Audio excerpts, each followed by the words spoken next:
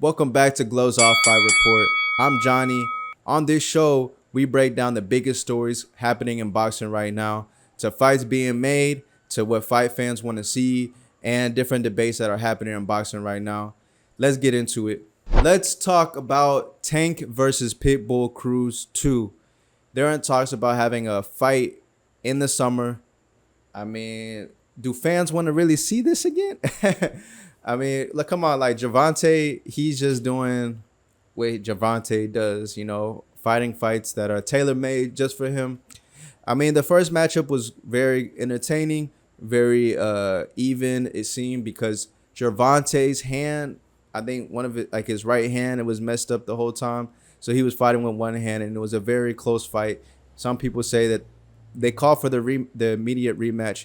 But for me, I think that fight has been dying down over time. The biggest thing right now is they both went to a draw with the Roach. I mean, I guess that's what making the fight more exciting.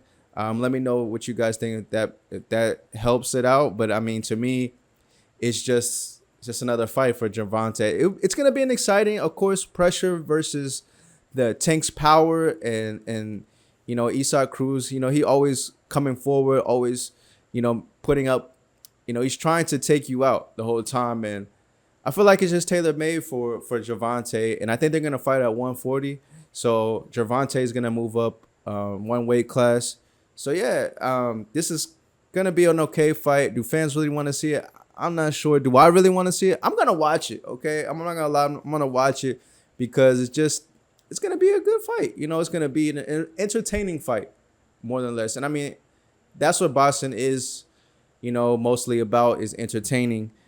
Also fighting the best fighters, but Tank, I don't know when we're gonna see him fight a Shakur Stevenson or Devin Haney or things that are gonna challenge his eliteness. I think Tank plays it safe a lot of times. He doesn't challenge himself which I would like to see. I would like to see him challenge himself more.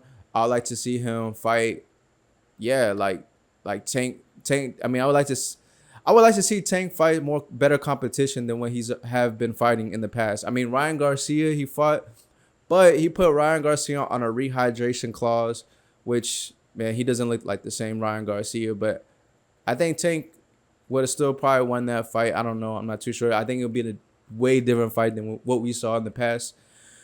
But yeah, I mean, it is what it is. This is what's going to be happening. I'm excited that, we see a return from Tank.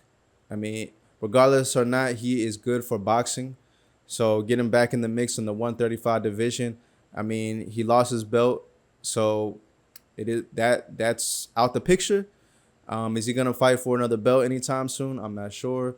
Is he gonna move up to 140 permanently? I don't think so, because he's a pretty small guy.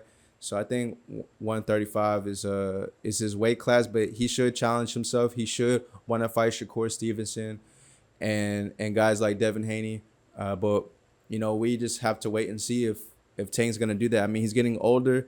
He's coming to the end of his career, I think. I mean, he talked about retirement, he talked about this and that, and yeah. So we'll see what's gonna happen with Tank Davis. And do y'all think Pitbull deserves this rematch?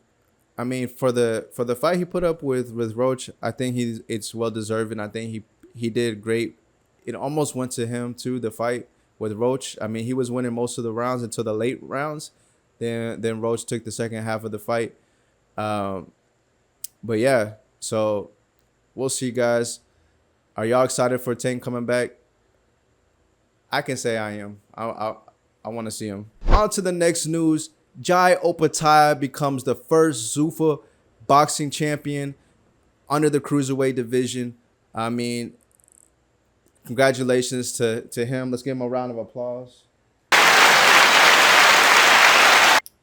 Yeah, I think it was well deserving for him. I mean, he dominated the whole fight. I mean, it wasn't like top competition, very top. It was, I don't know what Glanton, what in the rankings he's in the Cruiserweight division. But I mean, Zuffa Boxing only has, not many, there's only so many fighters that they have signed. And so, yeah, I I could tell that, after the fight, he still wants to become undisputed. That's something that's really important for him. I don't know what's going on with the IBF situation. They're saying he might be stripped. They're saying that he has retained his title. So there's news coming out that like they returned the sanctioning fees. They felt disrespected by Zuffa. All this stuff. I mean, it's a hot mess over there with the IBF and everything. Dana's talking about suing them because he did everything.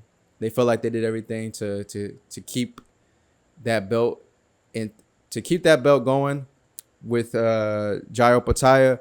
But I'm not sure what's going on with that. And if he loses that belt, that's gonna suck for Jai Opetaia because now he's got to fight whoever has that belt or fight for the vacant IBF.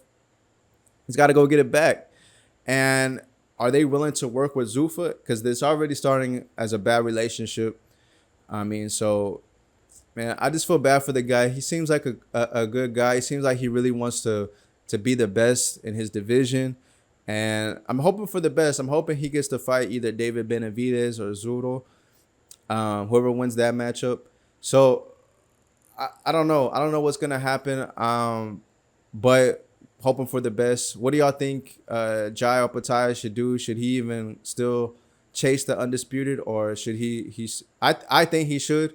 I think he should still chase it. I mean, that's where the biggest fights are gonna come with the belts. And I know being with Zuffa is just another challenge, another obstacle in his way, man.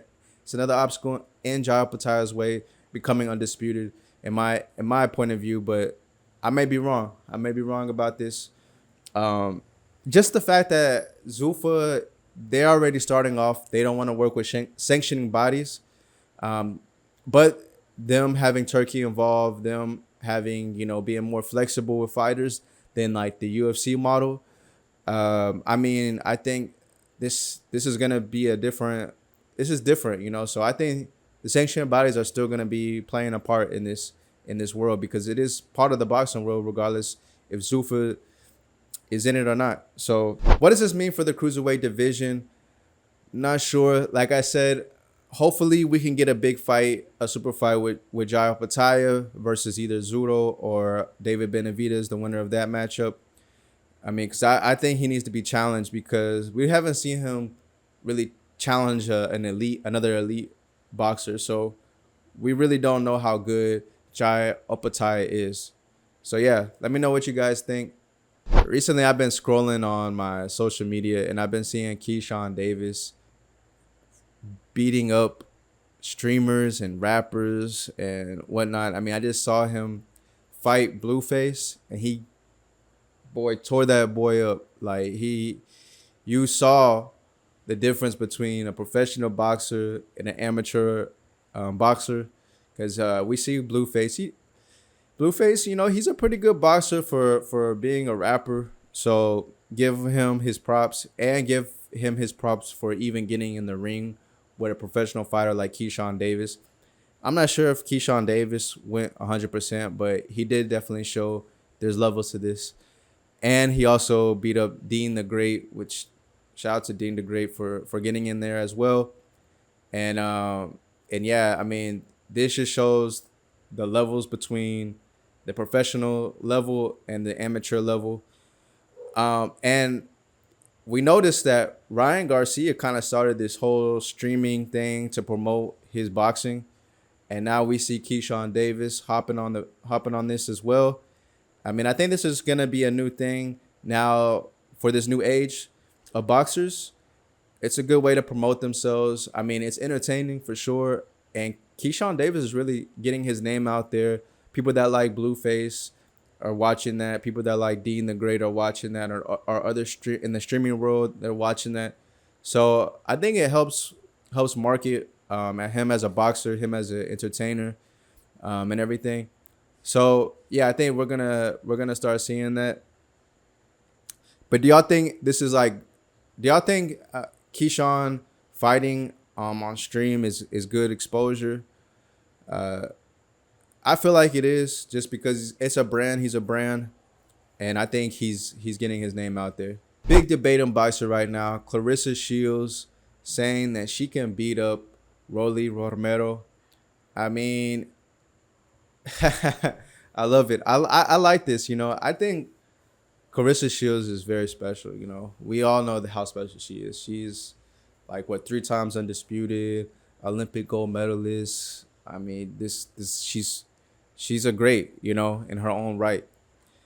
Rolly Romero, he's a 2 division champion. He's currently at the welterweight division. Has a belt there, but it's kind of hard to believe that she can outbox. I think okay. Let's take this back. She said that she can outbox Rolly Romero.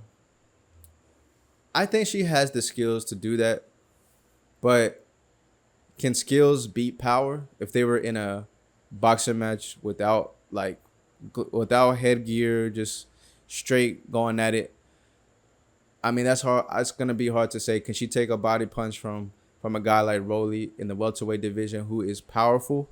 And he is powerful. That's one thing that Rolly has is power.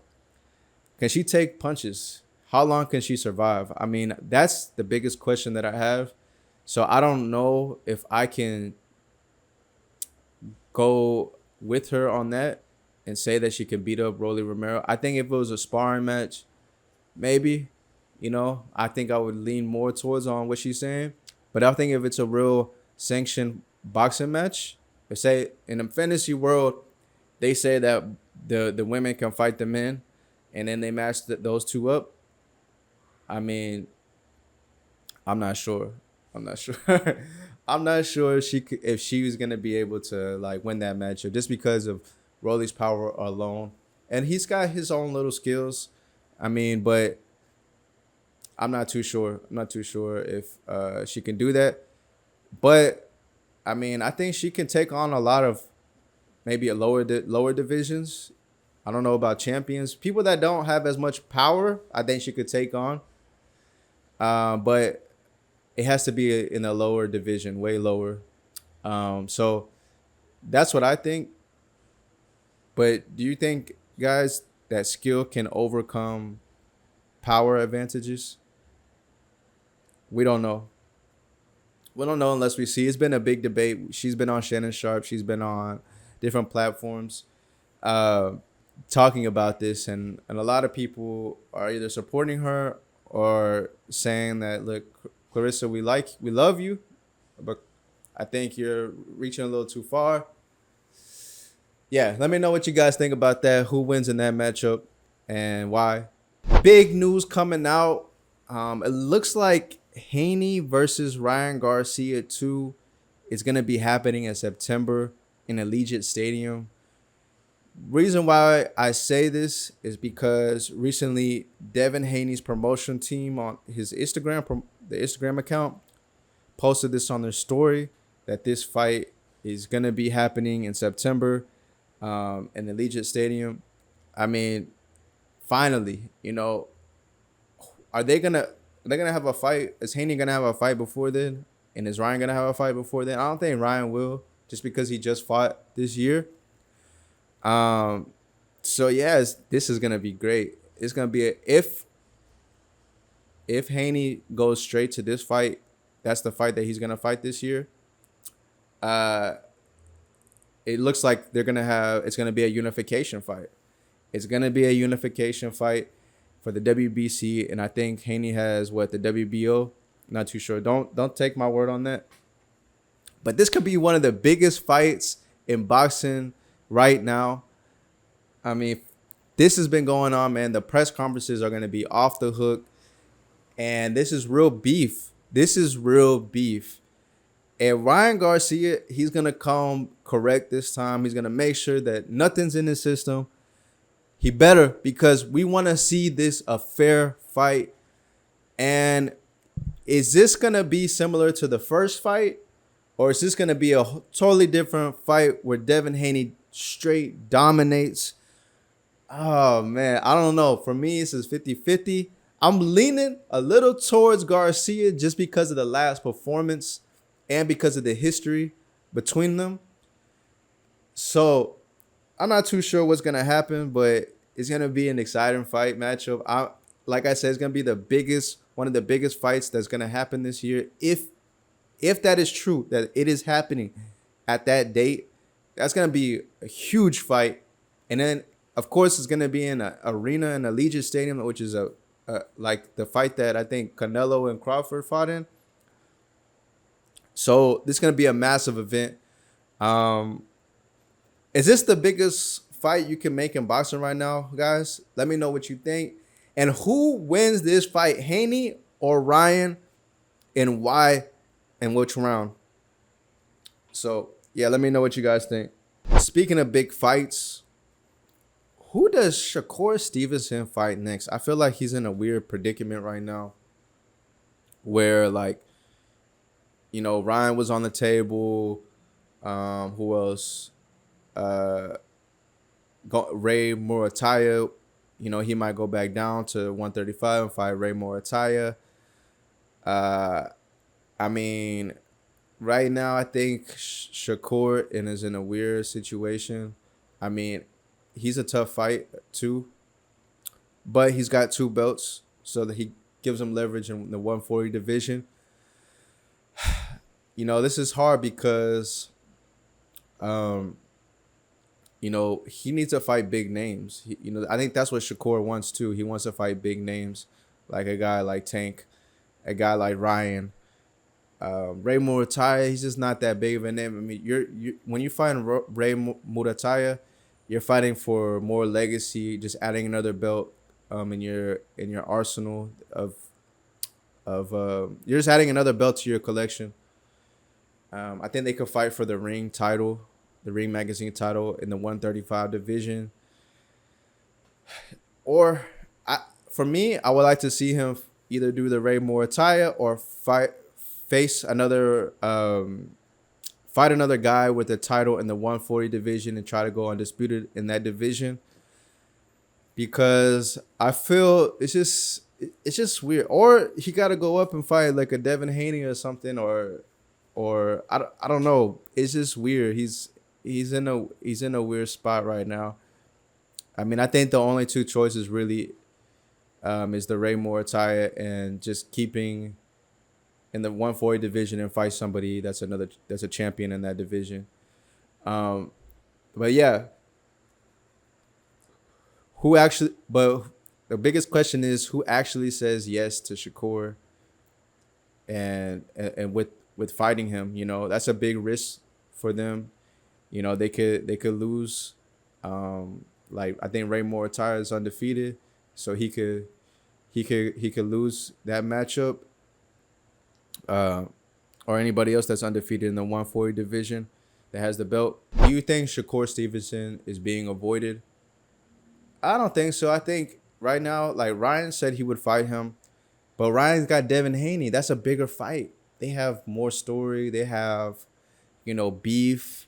So I just think that's a bigger fight. And also Shakur's trying to put, rehydration clauses and things like that. And Ryan already learned his lesson on that with the Tank fight. And I don't think he's going to fight Conor Benn either because of that reason.